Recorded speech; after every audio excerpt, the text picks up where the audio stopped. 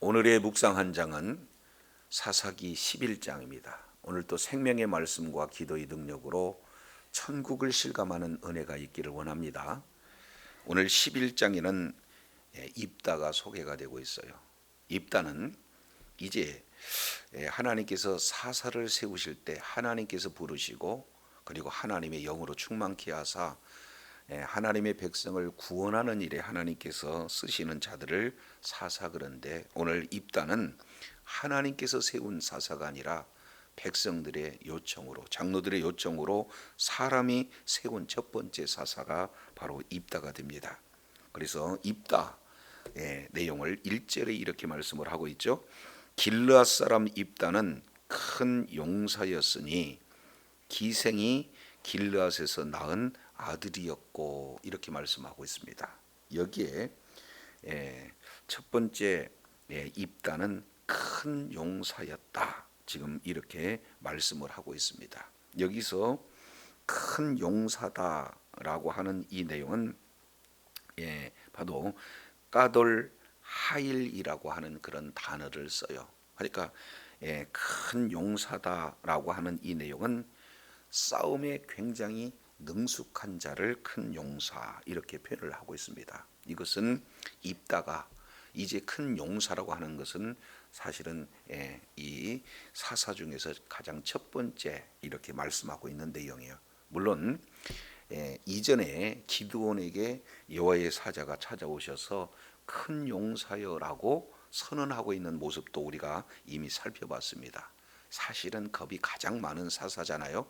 그런 겁이 많음에도 불구하고 기드온에게 찾아와서 이제 큰 용사다라고 선언한 이후부터 큰 용사가 된 거지 처음부터 용사다라고 지칭하지 않았거든요. 그런데 오늘 길르앗은 뭐라고 표현하고 있습니까? 큰 용사였다는 겁니다. 자, 그런데 큰 용사이지만 실제 그 출생 그런 어떤 과정을 보게 되면은 기생이 길르앗에게 낳은 아들이었다 이렇게 표현하고 있습니다. 정상적인 그런 어떤 관계에서 난 아들이 아니라는 거죠. 여기에서 성경은 기생 그랬는데 원문 내용을 통해서 보면은 사실은 창녀임을 알 수가 있습니다. 그래서 상당히 출생 이 자체가 사실은 허물이 있고 약점이 있는 그런 어떤 모습이에요. 그러나 이 자는 큰 용사였다는 것, 이 내용을 지금 성경은 말씀하고 있습니다.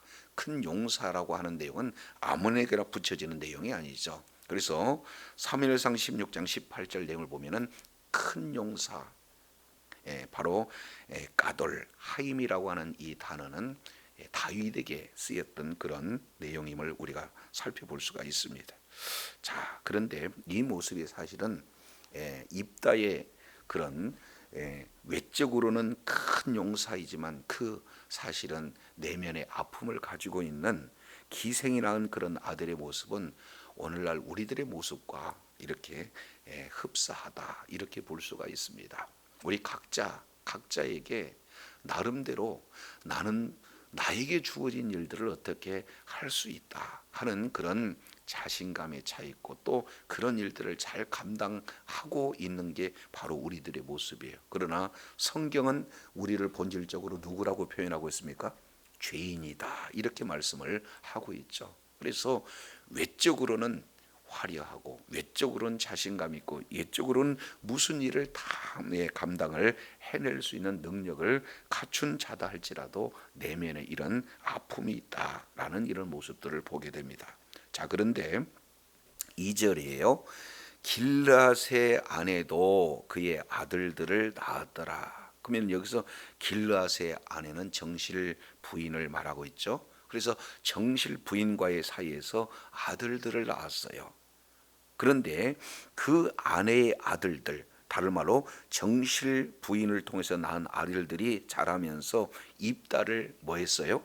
쫓아냈다 이렇게 말씀하고 있어요. 그러면 쫓아내면서 하는 이야기가 그에게 이르되 너는 다른 여인의 자식이다.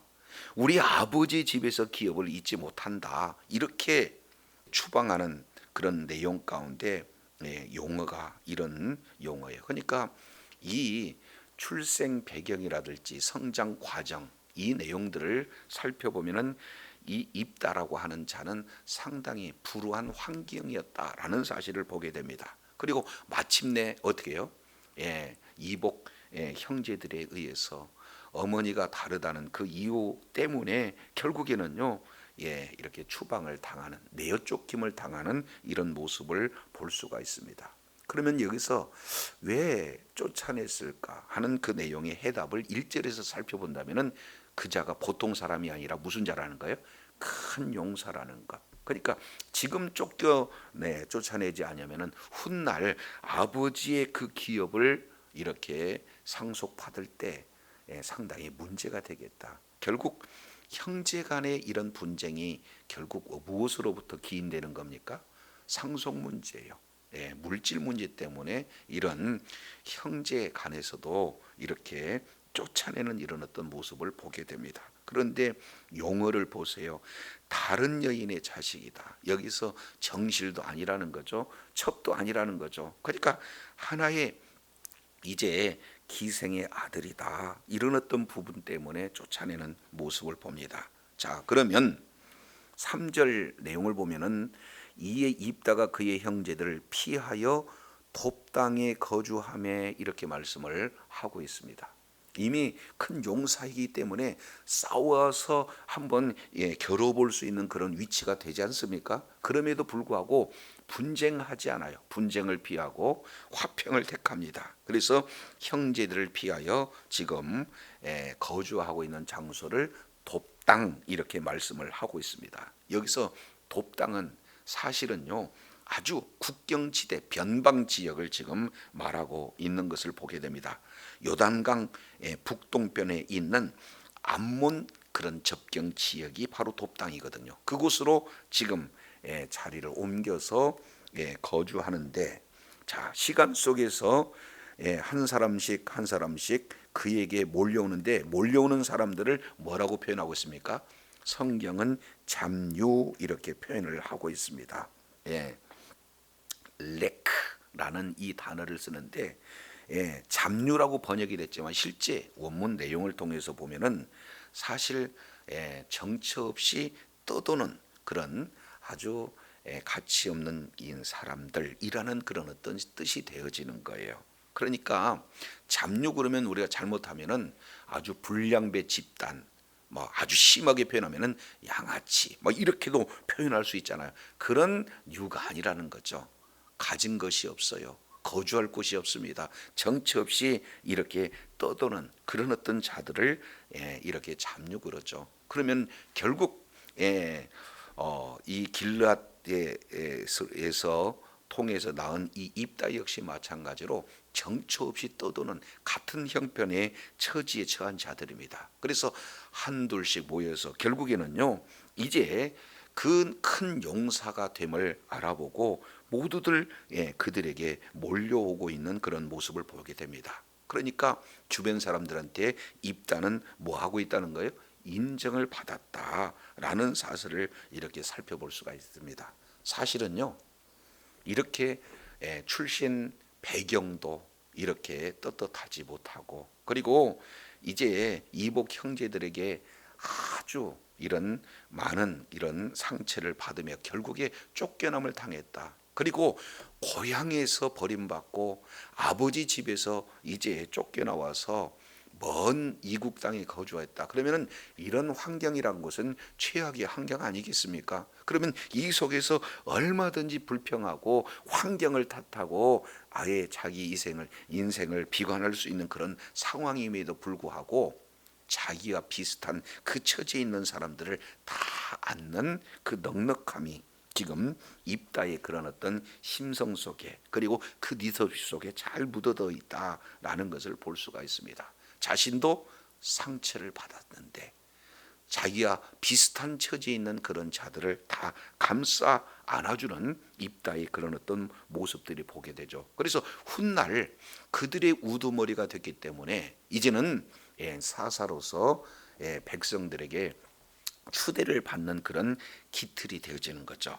자, 그런데 시간이 지났습니다. 4절 내용을 보니까 얼마 후에 암몬 자손이 이스라엘을 치려하니라 지금 이렇게 말씀을 하고 있습니다. 지금 상황은 전쟁 바로 직전 이런 어떤 모습이에요. 얼마나 위급하든지 5절에 다시 한번 언급합니다. 암몬 자손이 이스라엘을 치려할 때에 길앗 장소들이 입다를 데려 오려고 톱 땅에 가서 그랬습니다. 자, 여기서 우리가 생각해 보면은 지난 새벽에 우리가 살펴본 그런 내용은, 자, 하나님께서 사사를 통해서 이렇게 평안한 그런 삶을 살 수 있도록 구원의 역사를 우리가 10장 내용을 통해서 살펴봤습니다. 10장에 두 소사사가 소개가 되고 있는데 하나는 돌라, 하나는 야일이죠.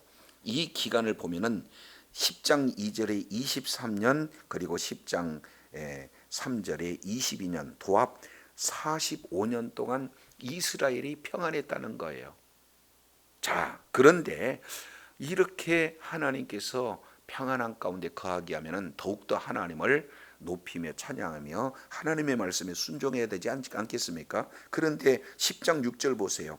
다시 악을 행했다. 역시 사사기에 나와 있는 악의 순환 그런 사이클의 첫 번째 단계, 바로 죄악의 단계로 진입이 됩니다. 이어서 하나님께서는 이 악을 행하는 그들에게 징계하시는데 10장 7절 블레셋 사람의 손과 암몬 사람의 손에 파셨다, 징계하고 있는 내용이에요.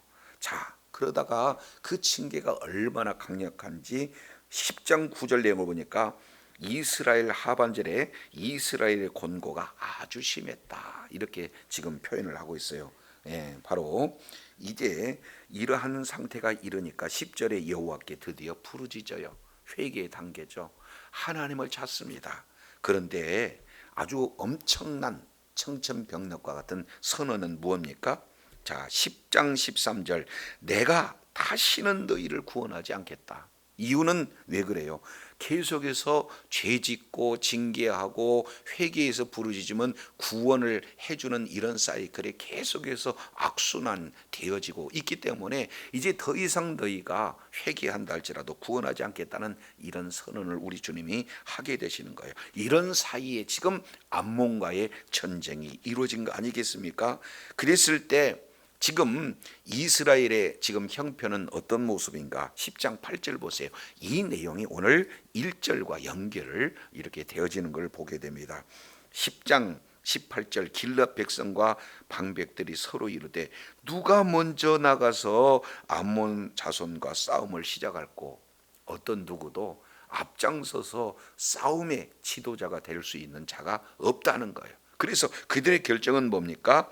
그가 길앗의 모든 거민의 머리가 되리라. 싸워서 구원할 자, 그 자가 우리들의 진정한 통치자가 될 것이다. 그들은 서로 이런 결정을 내리게 되어지는 거죠. 그래서 사사의 패턴이 바뀌어지는 겁니다.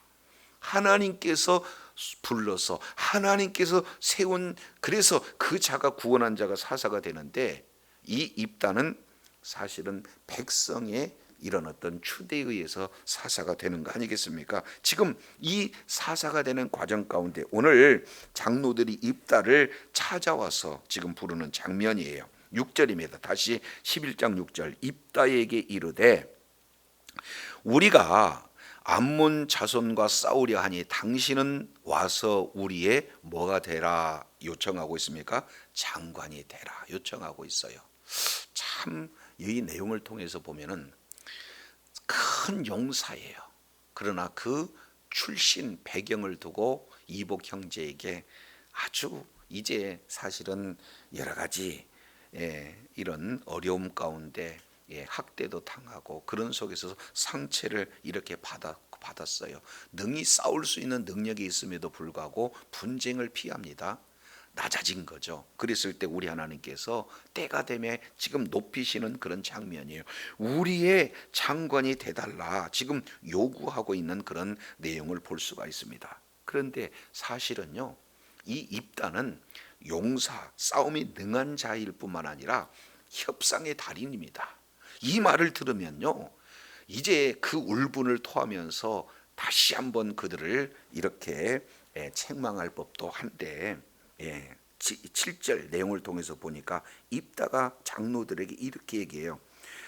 너희가 전에는 나를 위하여 내 아버지 집에서 쫓아내지 아니하였느냐? 그런데 이제 너희가 환난을 당하였다고 어찌하여 내게 왔느냐?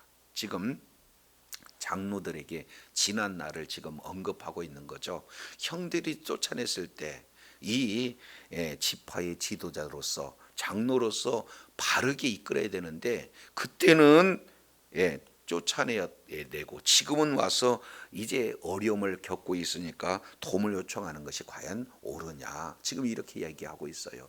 결국에 어려움을 당했을 때 하나님께 적극 의지하고 하나님께 매달려야 되는데 지금 이 장로들이 와서 입다를 향해서 싸움의 그런 어떤 우두머리가 되게 해달라, 지휘관이 되게 해달라가 지금 요청하고 있는 그런 어떤 모습을 보게 됩니다.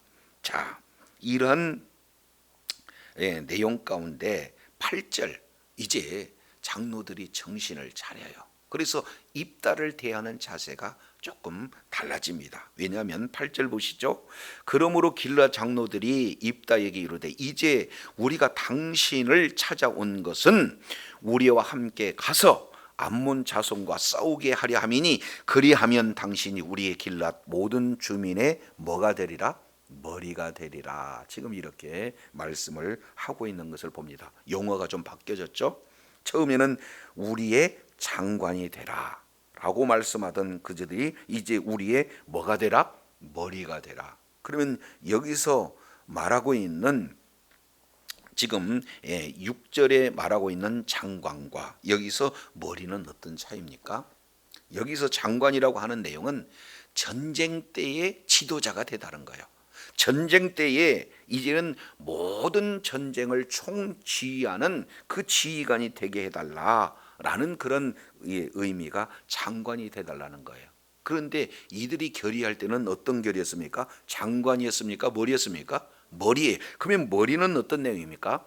전쟁이든 전쟁이 끝난 평시든 모든 이스라엘의 총지도자, 통치자가 머리다라는 그런 뜻입니다. 그러니까 전쟁뿐만 아니라 전쟁 이후에도 우리의 지도자가 되어주세요. 우리의 통치자가 되어주세요. 말이 이제는 처음에 입다를 대하던 그런 자세와 그런 조건이 다르게 된 것을 볼 수가 있습니다. 자, 그러면은 입다의 경우에는 사실은요, 아버지 집에서 쫓겨나고 그리고 또 형제들에게 멸시천대 받고 그리고 고향을 떠나서 정말 살 수밖에 없는 이런 상황 속에서 이런 파격적인 제안 그러면 수용할 수 있잖아요. 그런데 보세요. 뭐라고 표현하는가? 9절 입다가 다시 한번 이 협상의 달인답게 다시 한번 확증하는 내용이 9절입니다. 입다가 길라 장로들에게 이르되 너희가 나를 데리고 고향으로 돌아가서 암몬 자손과 싸우려 할 때에 만일 여호와께서 그들을 내게 넘겨주시면 내가 과연 너희의 머리가 되겠느냐 하고 다시 한번 뭐 하고 있어요? 머리가 되는 것에 대한 바로 약속을 확인하고 있어요. 그런데 여기서 참 중요한 내용이 하나가 소개가 되고 있습니다. 뭐예요? 9절 보세요. 9절 여기에 중요한 용어가 소개가 되고 있죠. 입다가 길랏 장로들에게 이르되 너희가 나를 데리고 어디로 가면? 고향으로 돌아가면. 그러니까 이 입다 머리 가운데는 무엇이 지금 자리 잡고 있는 단어입니까? 고향이라고 하는 그런 어떤 단어예요. 그런데 더 나가서 이제 두 번째 조건 내용을 보니까 여호와께서 그들을 내게 넘기시면 그랬습니다.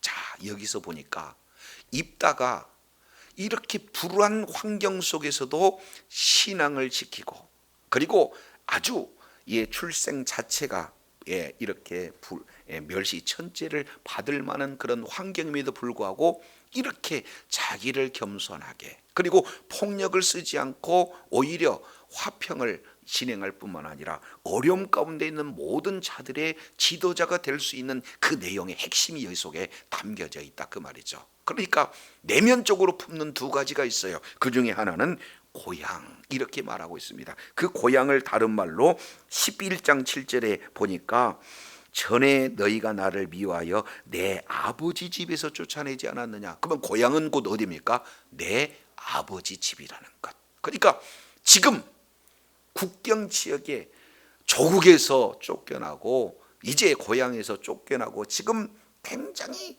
이런 변방 지역에 있는 그 가운데서도 중심 가운데는 뭐를 품었어요? 고향을 품었어요. 아버지의 그 집을 품었습니다. 그러니까 이 그 마음속에서 넉넉함으로 많은 사람들을 수용할 수 있는 그런 모습이 되어지는 거예요. 근데 더 중요한 것은요, 여호와께서 그들을 내게 넘기시면 뭘로 가득 찼습니까? 아버지에 대한 그 사랑, 거기에 뭐가 추가가 되고 있는 거예요? 가장 본질적인 내용이죠. 여호와 하나님에 대한 신앙을 끝까지 소유했다는 거예요.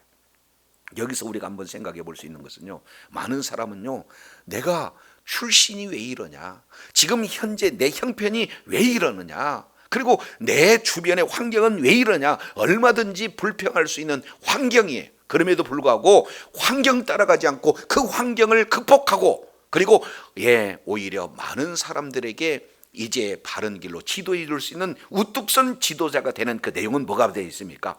바로 여호와 신앙이 가장 본질적으로 자리 잡았다는 것, 그리고 본향에 대한 그런 이 내용이 이 모든 역경을 극복할 수 있는 원동력이 되어졌다는 사실을 보게 됩니다.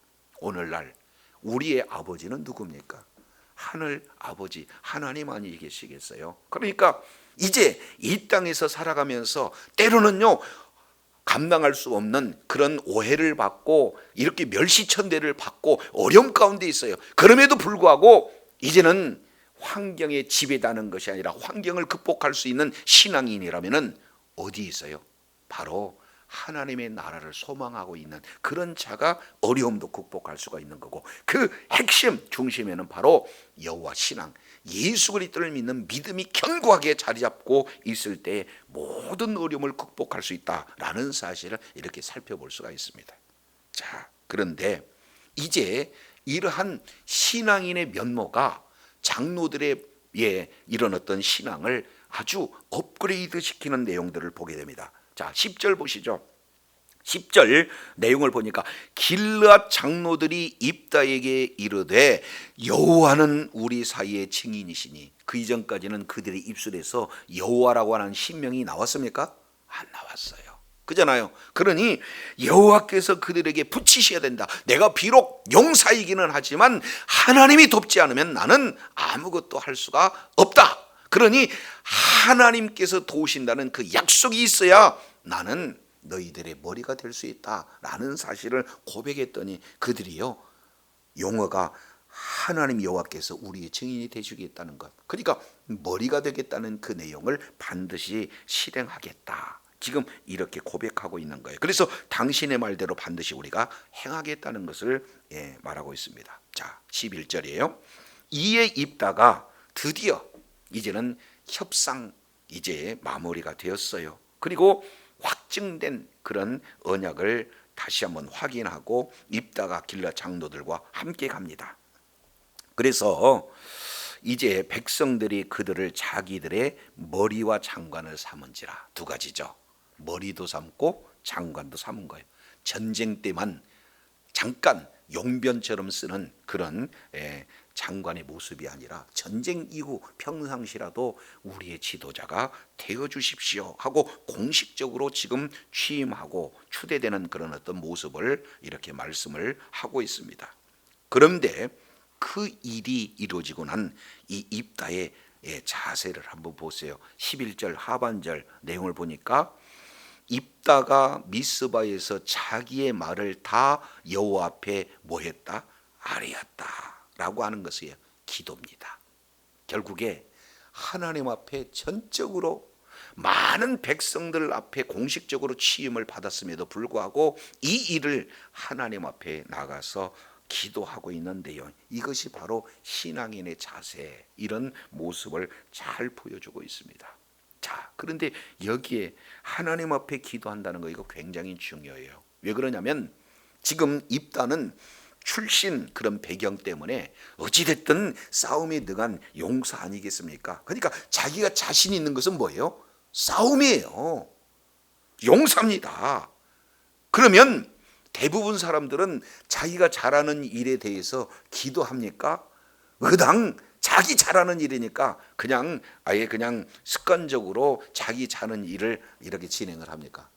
예, 일부 사람을 제외하고는 거의 대다수 잘하는 일은요, 하나님 이 일을 더 잘하게 해주세요 기도하기보다는 그냥 습관적으로 진행하는 내용들을 보게 돼요. 그렇지 않습니까?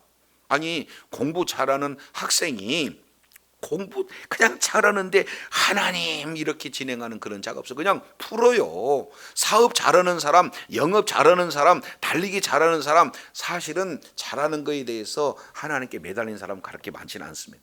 그런데 입다는 뭐예요?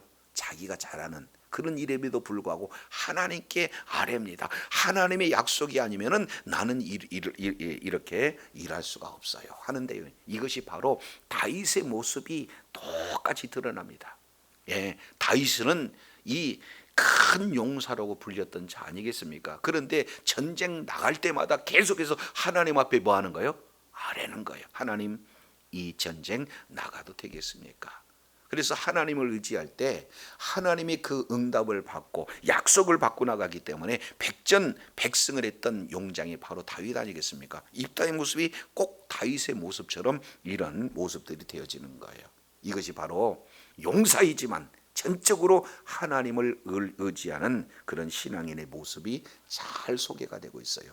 자, 여기까지는 이제 입다가 사실은 이제 이런 불우한 환경을 극복하고 그 속에서도 믿음 지키고 그리고 많은 이 연약한 자를 사실은 떠안아 이렇게 지도자로 추용받을 수 있는 심성이 좋은 그런 어떤 자고, 그리고 그 중심 가운데는 아버지에 대한 불평보다는 그 사랑이 절절 넘치는 참 이렇게 좋은 그런 모습이에요. 그러나 이제 암몬과의 전쟁 이후에 승리한 그런 결과 이제 딸을 이렇게 드릴 수밖에 없는 잘못된 서원과 특히 이제 우리가 다음 시간에 살펴볼 내용 가운데 이 사람이 세운 그런 어떤 사사 이런 사사이지만 하나님께서는 이제 성령을 부어주시고 사사로 인정을 해주시면 실제 이 입다는요 많은 동족들을 적군보다 더 많이 죽인 최초의 사사이기도 해요. 자, 이런 내용을 통해서 우리가 살펴보면서 이제 이렇게 좋은 그런 모습도 있지만 이 모습이 뭐예요?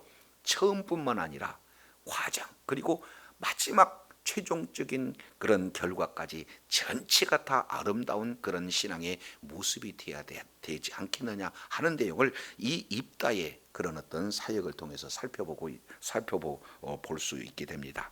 그래서 오늘 하루의 삶의 여정 속에서도 오늘 환경에 지배받아서 원망 불평하는 사람들이 많은 이 시대에 하나님이 없다, 자기 소원대로 옳게 여기는 그런 시대에 신앙 안에서 이렇게 자기 믿음 지키고 이제 많은 영혼을 이제 구원하는 일에 존귀하게 쓰임 받았던 것처럼 저와 여러분 이제 하나님을 의지하는 그런 신앙으로 많은 영혼을 주님의 품으로 이끌어 하나님의 기쁨이 되어지고 하나님 앞에 존귀하게 쓰임 받는 주의 사랑하는 자녀들이 다 되시기를 예수 이름으로 축원합니다. 기도하겠습니다. 하나님 아버지, 많은 사람들은 하나님이 없이 자기 소견에 옳은 대로 행하는 사사시대의 그런 어떤 모습 속에서 살아갑니다.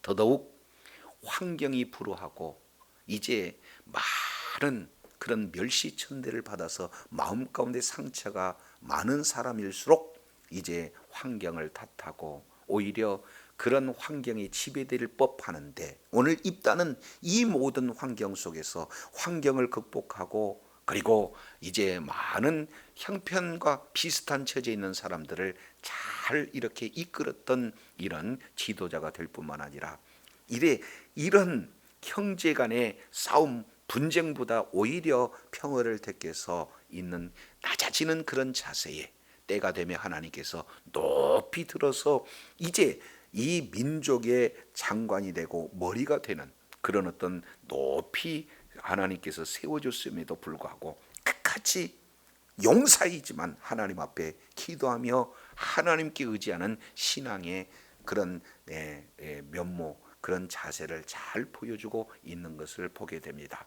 비록 잘못된 서원을 진행하고 그리고 훗날 더 종족들을 다 많이 이렇게 죽이는 이런 말로가 악하게 쓰임받는 내용이라 이제 입다의 처음 모습, 이 내용들을 우리가 잘 이렇게 교훈받아서 환경이 지배되는 것이 아니라 환경을 극복하고 그 속에서도 하나님에 대한 신앙 그리고 본향에 대한 그런 중심을 가지고 역경을 이겨내고 환경을 극복하는 좋은 점을 잘 받들어서 하나님 앞에 존귀하게 쓰임받는 주의 사랑하는 자녀들 다 되게 하여 주시옵소서. 우리 구주 예수 그리스도 이름으로 기도드립니다.